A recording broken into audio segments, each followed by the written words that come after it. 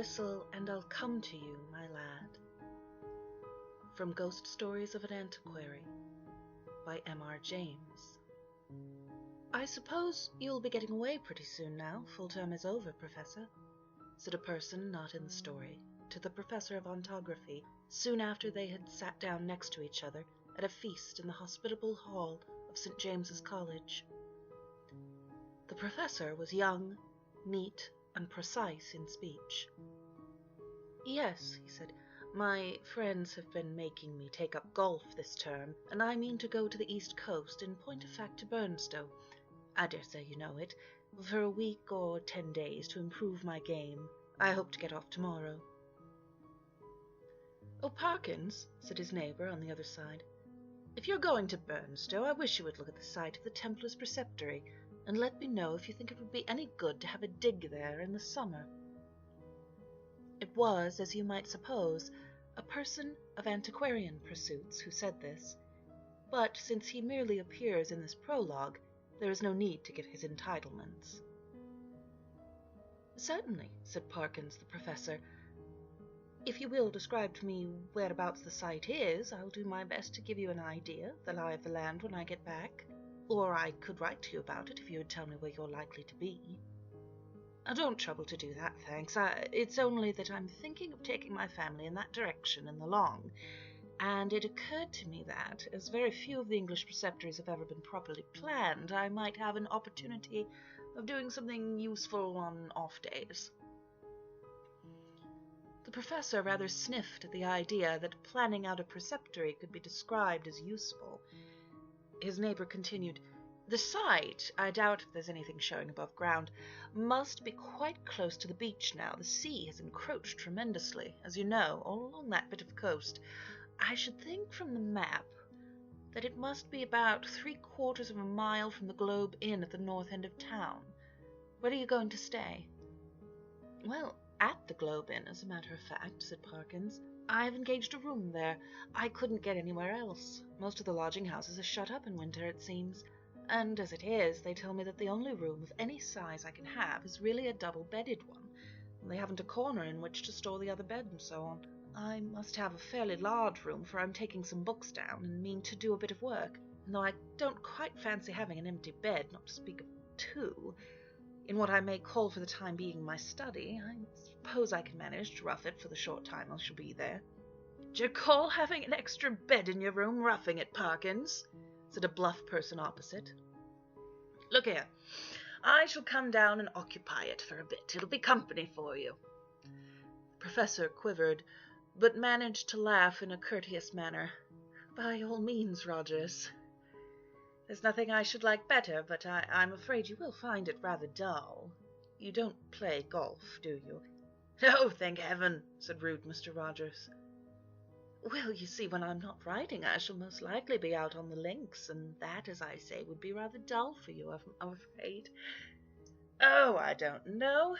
There's certain to be somebody I know in the place. But, of course, if you don't want me, speak the word, Parkins. I shan't be offended. Truth, as you always tell us, is never offensive. Parkins was, indeed, scrupulously polite and strictly truthful. It is to be feared that Mr. Rogers sometimes practised upon his knowledge of these characteristics.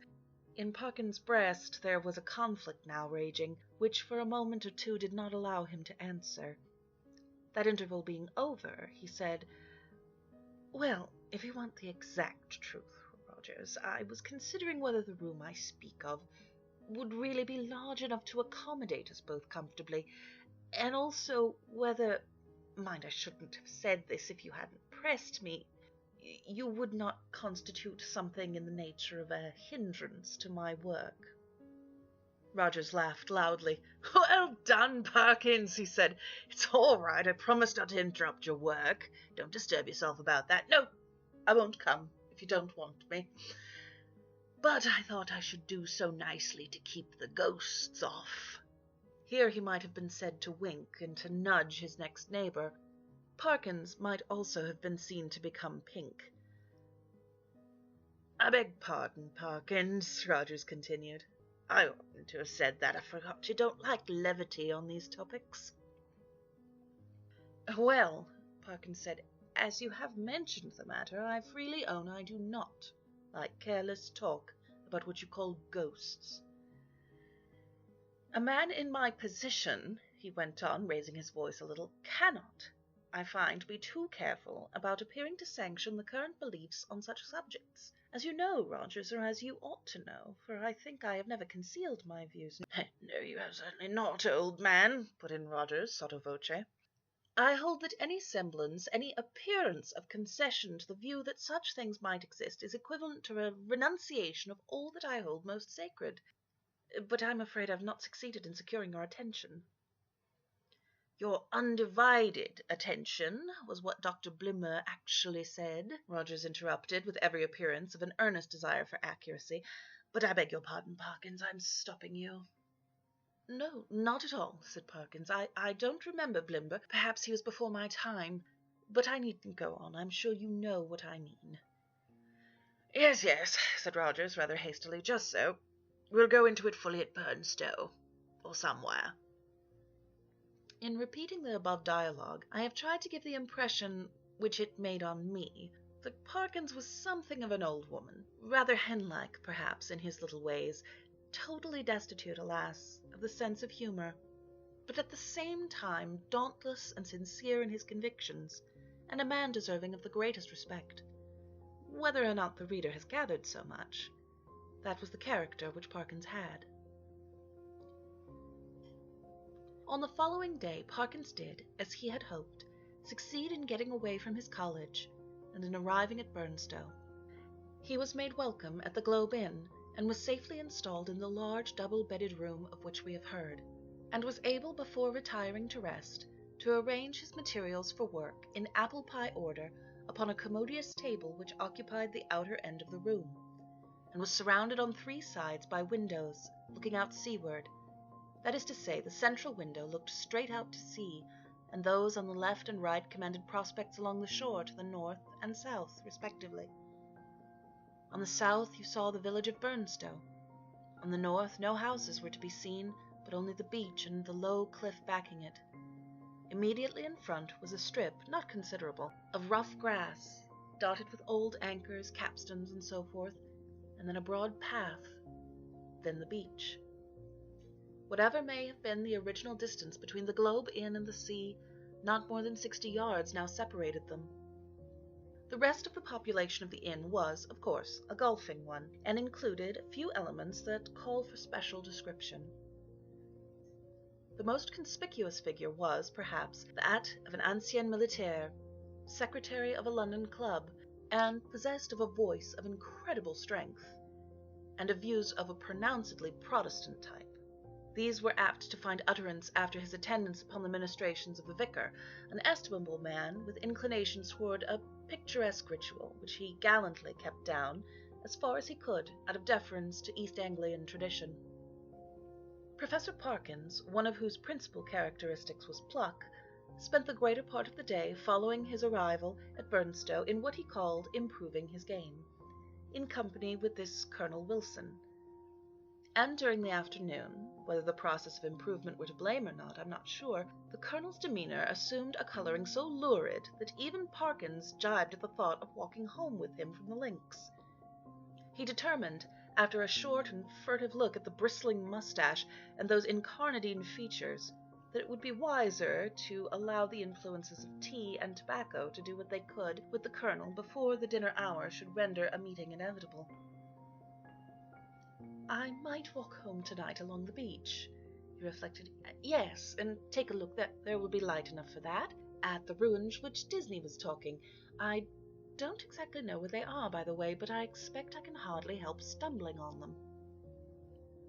This he accomplished, I may say, in the most literal sense, for in picking his way from the links to the shingle beach, his foot caught, partly in a gorse root, and partly in a biggish stone, and over he went. When he got up and surveyed his surroundings, he found himself in a patch of somewhat broken ground, covered with small depressions and mounds. These latter, when he came to examine them, proved to be simply masses of flints embedded in mortar and grown over with turf. He must, he rightly concluded, be on the site of the preceptory he had promised to look at. It seemed not unlikely to reward the spade of the explorer. Enough of the foundation was probably left at no great depth to throw a good deal of light on the general plan. He remembered vaguely that the Templars, to whom this site had belonged, were in the habit of building round churches, and he thought a particular series of the humps or mounds near him did appear to be arranged in something of a circular form. Few people can resist the temptation to try a little amateur research in a department quite outside their own, if only for the satisfaction of showing how successful they would have been had they only taken it up seriously. Our professor, however, if he felt something of this mean desire, was also truly anxious to oblige Mr. Disney. So he paced with care the circular area he had noticed, and wrote down its rough dimensions in his pocketbook. Then he proceeded to examine an oblong eminence which lay east of the center of the circle, and seemed to his thinking likely to be the base of a platform or altar. At one end of it, the northern, a patch of the turf was gone, removed by some boy or other creature of fairy nature. It might, he thought, be as well to probe the soil here for evidences of masonry, and he took out his knife and began scraping away the earth. And now followed another little discovery. A portion of soil fell inward as he scraped, and disclosed a small cavity. He lighted one match after another to help him see of what nature the hole was, but the wind was too strong for them all. By tapping and scratching the sides with his knife, however, he was able to make out that it must be an artificial hole in masonry. It was rectangular, and the sides, top, and bottom, if not actually plastered, were smooth and regular. Of course it was empty. No. As he withdrew the knife, he heard a metallic clink, and when he introduced his hand, it met with a cylindrical object lying on the floor of the hole. Naturally enough, he picked it up, and when he brought it into the light, now fast fading, he could see that it too was of man's making, a metal tube about 4 inches long, and evidently of some considerable age. By the time Parkins had made sure that there was nothing else in this odd receptacle, it was too late and too dark for him to think of undertaking any further search. What he had done had proved so unexpectedly interesting that he determined to sacrifice a little more of the daylight on the morrow to archaeology. The object which he now had safe in his pocket was bound to be of some slight value at least, he felt sure. Bleak and solemn was the view on which he took a last look before starting homeward. A faint yellow light in the west showed the links, on which a few figures moving toward the clubhouse were still visible. The squat Martello Tower, the lights of Aldsey Village, the pale ribbon of sands intersected at intervals by black wooden groinings, the dim and murmuring sea. The wind was bitter from the north, but it was at his back when he set out for the globe.